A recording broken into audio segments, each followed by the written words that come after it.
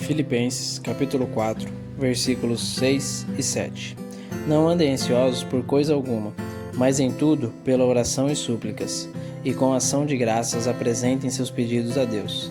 E a paz de Deus, que excede todo o entendimento, guardará o coração e a mente de vocês em Cristo Jesus.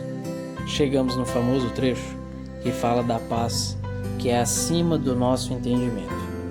Essa paz vem justamente no contexto de ansiedade.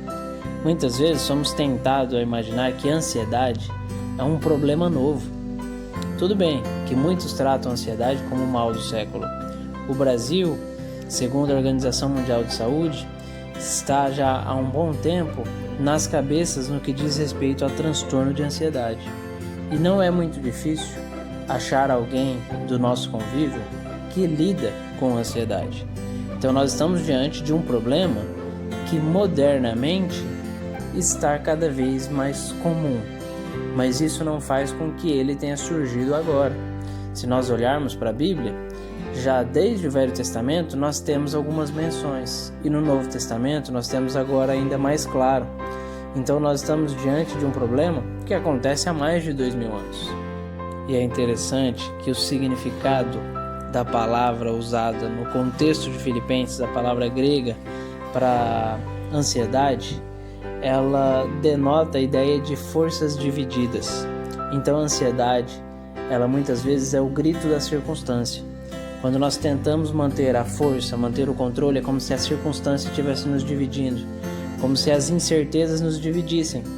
E já foi comprovado cientificamente que 90% das nossas preocupações não se confirmam.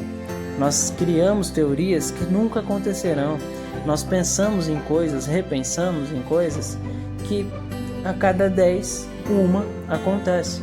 E isso traz efeitos sobre o corpo, efeitos sobre a mente, trazem efeitos mais profundos, mas alguns às vezes mais simples, a sensação de borboleta no estômago, aquele frio na barriga, falta de ar, distúrbios no sono, entre outras coisas mais graves, entre outras coisas que muitas vezes precisam inclusive de um acompanhamento profissional. Mas vale destacar que a Bíblia oferece para nós alguns caminhos para lidar com este problema, com o dito mal do século. Quais caminhos são esses? Nós vimos oração e súplica, ação de graças, apresentar pedidos. Vamos pensar em cada um separadamente. Oração e súplica.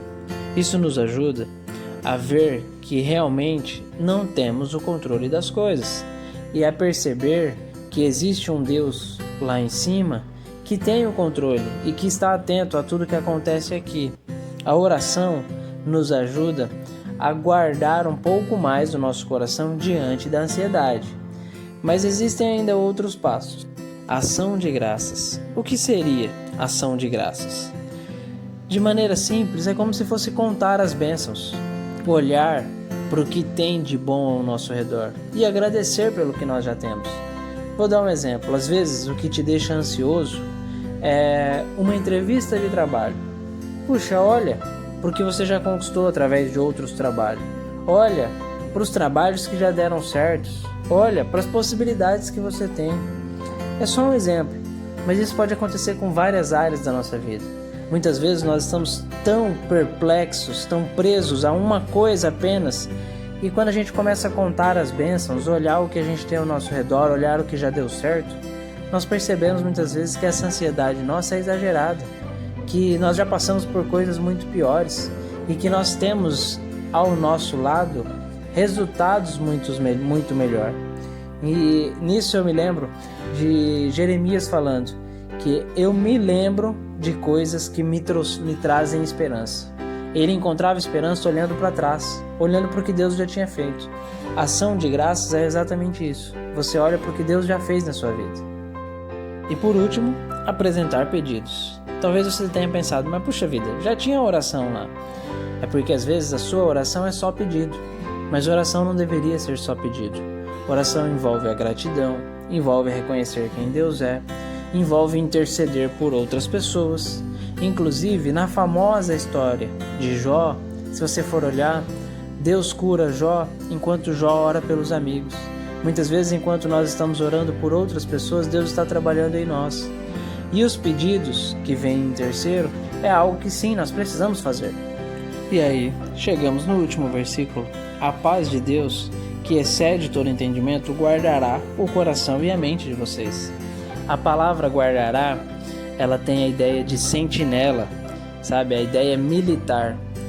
Se nós buscarmos fazer exatamente esses passos, oração e súplica, ação de graças, apresentar pedidos, a paz que é acima do nosso entendimento vai fazer guarda no nosso coração. Ela vai ser a sentinela do nosso coração, é ela quem nos protege para lidar justamente com a ansiedade, para lidar justamente com as coisas que nos tiram a paz. No próximo trecho de amanhã, nós veremos como higienizar a nossa mente. Nós precisamos purificar a nossa mente, mas nós já fomos aqui resguardados de uma paz que é acima do nosso entendimento e que é guardadora do nosso coração.